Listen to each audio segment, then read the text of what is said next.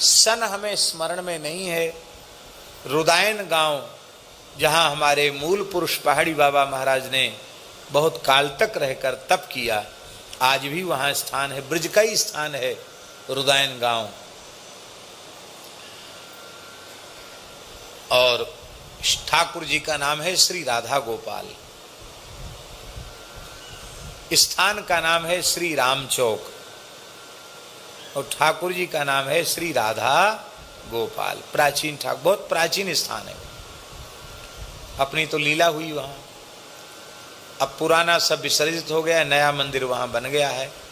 इस बार भी उत्सव हुआ था, हर साल हर वर्ष उत्सव होता है। तो पूज्य गुरुदेव पहाड़ी बाबा महाराज ने हमसे कहा,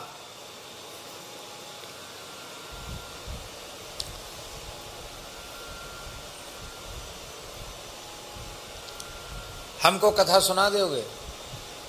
ये बात 1995 के पहले की है। तब खाक चौक में हमको उन्होंने अपने स्थान पर नियुक्त नहीं किया था, तब की बात है।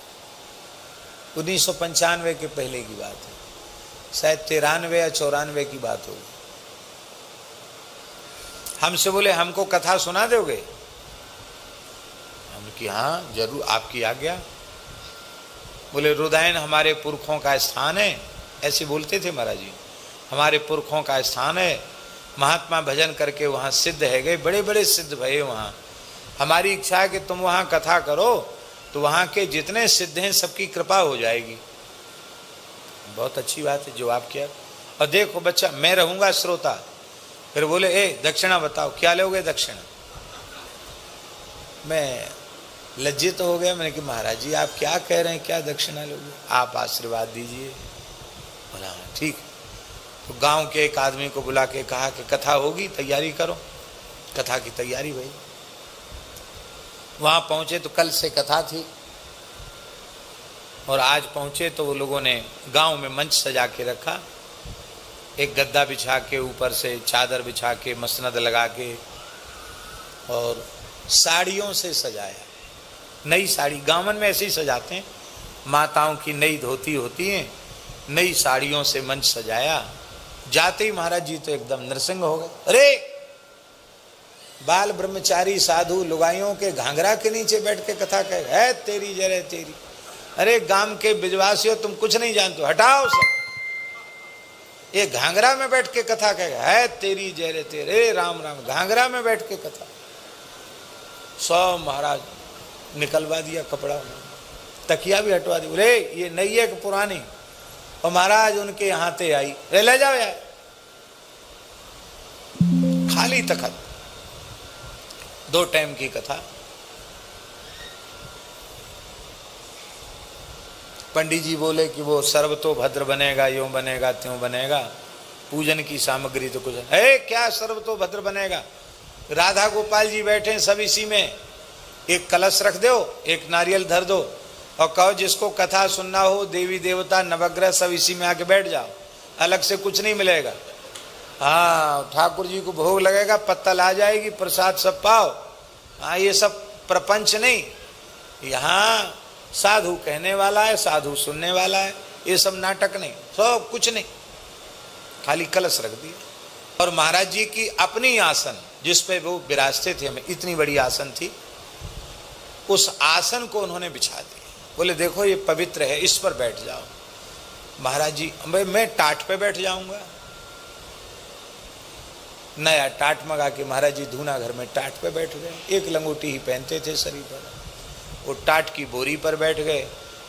हमने कहा महाराज जी आपकी आसन पर हम, अरे बकबक करते हो, व्यास मनुष्य नहीं होता, व्यास नारायण होता, बैठ जाओ। उनके तो ऐसे ही आदेश होते थे, उनके बिठा दिया। 2 टाइम कथा होती, रात को वही आसन उठकर महाराज जी लगा लेते, उसी पे महाराज जी विश्राम कर जाते। सवेरे 2 टाइम हमारी उस पे आसन है, कथा होती। 8 घंटे रोज कथा होती थी, संगीत तो था ही नहीं, सीधी सीधी कथा। और महाराज जी एकदम एक आसन से भाव समाधि में डूब कर कथा श्रवण करते थे। एक दिन वहां के जिला पुलिस अधीक्षक आ गए, एसपी कहते हैं उनको। तो छोटे गांव में बड़े अधिकारी आ जाएं तो बड़ा मानते हैं उसको। आए, वहीं महाराज जी के पास में बिठा दिया।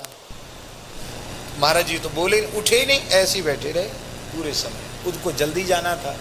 और जब कथा पूरी हुई तो लोगों ने परिचय दिया, महाराज ये एसपी साहब हैं। तो महाराज जी बोले, क्या करें, बाजे बजवावें कि कलश धरवावें? एसपी हैं तो आए, कथा सुन ली, पधारें। हमारे तो विक्षेप हो गया। अरे राम राम, यहीं आके बैठ गया, बता, हमारे विक्षेप हो गया। वहाँ बैठता कथा सुनने, यहाँ बैठ गया। ऐसे बोलते। उनको कोई लाग लपेट नहीं थी कि कोई मंत्री है कि राजा है कि प्रजा है, सब एक जैसे थे उनकी दृष्टि में। वो हंसने लग गया। अब महाराज जी गलती हो गई, मैं यहाँ बैठ गया, अलग बैठना चाहिए था। केवल आपका दर्शन, आपकी वाणी सुन ली, अब हम जा रहे हैं, हमको तो व्यस्तता थी। महाराज जी ने प्रसाद दिया, विदा। तो ध्रुव चरित्र जब चल रहा था तो उस ध्रुव चरित्र में एक प्रसंग आता है कि श्री ध्रुव जी महाराज ने 3 दिन 3 रात्रि के बाद कैंथा और बेर के फल खाकर ध्रुव जी ने तप किया। ऐसे 1 महीना व्यतीत हुआ। दूसरे महीने में वो 6 दिन के बाद सूखी पत्ती चबा लेते और यमुना जी का जल पी लेते। और तीसरा महीना आया तो 9 दिन तक कुछ खाते पीते नहीं, 9 दिन के बाद एक बार जल पी लेते। और जब चौथा महीना आया तो एक बार वायु का आहार, 12 दिन तक कुछ नहीं खाते पीते और उसके बाद एक बार वायु का आहार कर लेते, फिर ध्यान में चले जाते। इस तरह से चौथा महीना व्यतीत किया। और 5वां महीना आते ही पूरी तरह कुंभक में प्राणवायु को रोक लिया और अपने दक्षिण पादांगुष्ठ के बल पर खड़े होकर कठोर तप करने लगे ध्रुव जी। ये चरित्र में लिखा है। अब महाराज जी श्रोता तो सवेरे सवेरे हमसे बोले, देखो वायु का आहार जानते हो क्या है? कहते नहीं, हवा खाया हो। कहते नहीं, हवा खाया हो। तो हमने कि महाराज जी आप जैसे हमसे करे जाओ हवा खाया हो माने घूम आओ। अरे बोले, तो दुनिया के लोग बोलते हवा खाया हो। हवा खाना भी सीखना पड़ता है। वायु का आहार भी एक यौगिक क्रिया है।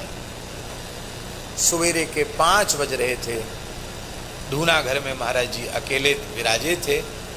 किवाड़ा अटकाए, अटका करके उन्होंने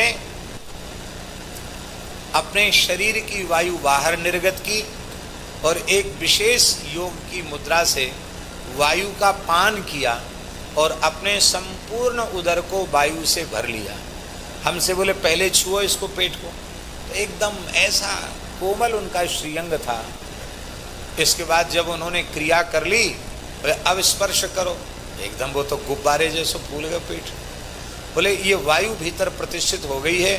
अब जब तक हम इसको पुनः इसी पद्धति से निकालेंगे नहीं, तब तक हमें भूख प्यास, शरीर का कोई धर्म बाधित नहीं करेगा, शरीर में कमजोरी भी नहीं आएगी और मैं जितने दिन तक चाहूँ उतने दिन तक बैठकर भजन में अपना समय व्यतीत कर सकता हूँ। प्रत्यक्ष हमको करके दिखाया, केवल बोल के नहीं, हवा खा के दिखाई उन्होंने। बोले इस क्रिया का आश्रय लेकर के ही महापुरुष हजारों वर्ष तक तप करते रहते थे और उनके शरीर में चेतना बनी रहती थी।